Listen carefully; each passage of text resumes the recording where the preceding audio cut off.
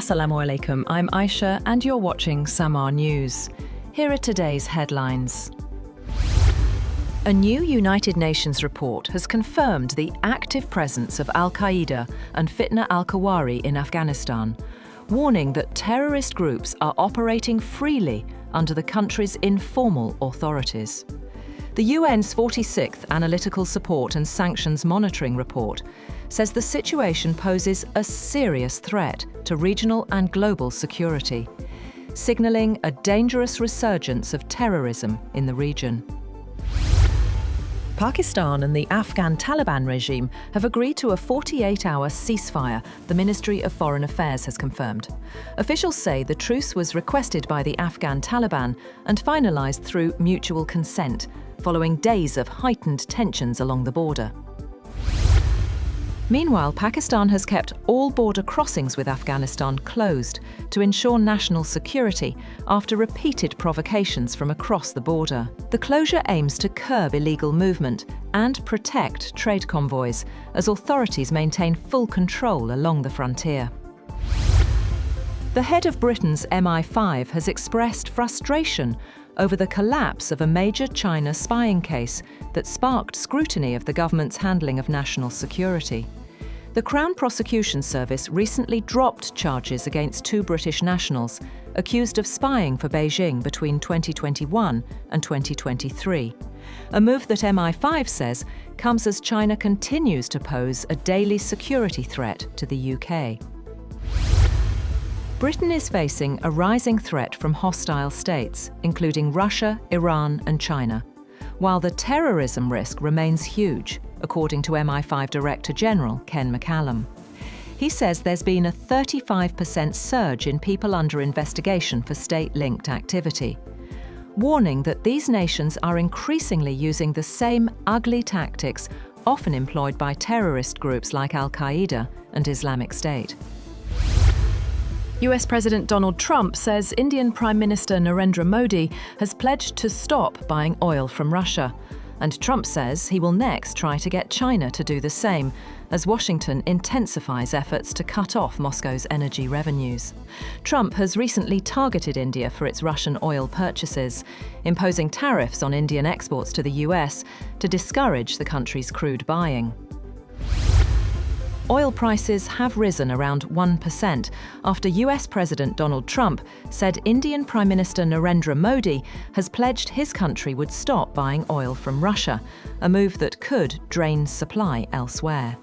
Brent crude futures have risen 54 cents or 0.87% to $62.45 a barrel.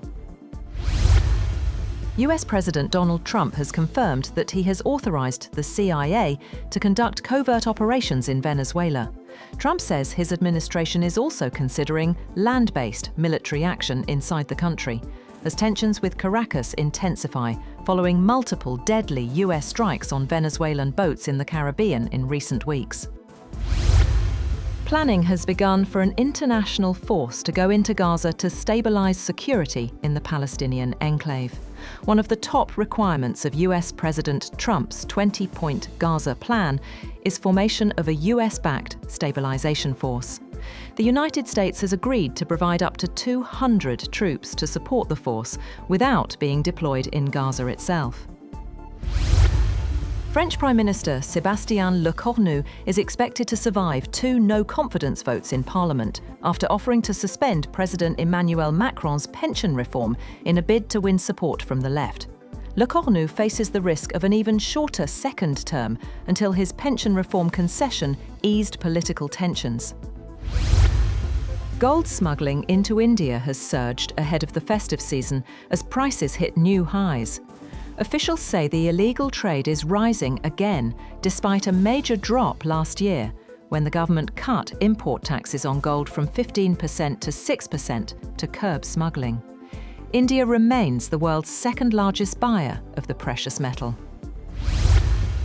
The 91-year-old father of the Air India pilot in the June crash that killed 260 people has petitioned India's Supreme Court for an independent probe, challenging the government's handling of what's been called the world's worst aviation disaster in a decade.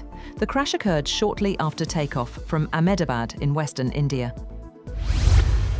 US Treasury Secretary Scott Bessent says he doesn't believe China wants to be an agent of chaos, despite tensions over rare earth export curbs. He told reporters in Washington that a Chinese official had warned of global chaos if US port fees went ahead, but added that Beijing is unlikely to take that path.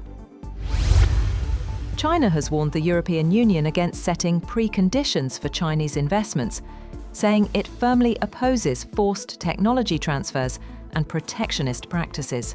The EU is considering new rules that could restrict Chinese firms, but China insists trade must remain based on mutual benefit.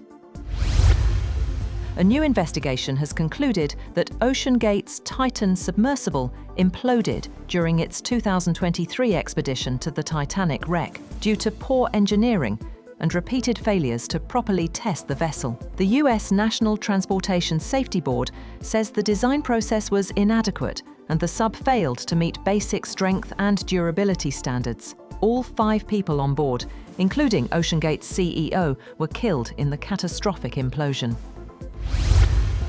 That's all for now. For more updates, visit www.samaa.tv. Thank you for watching Samaa News.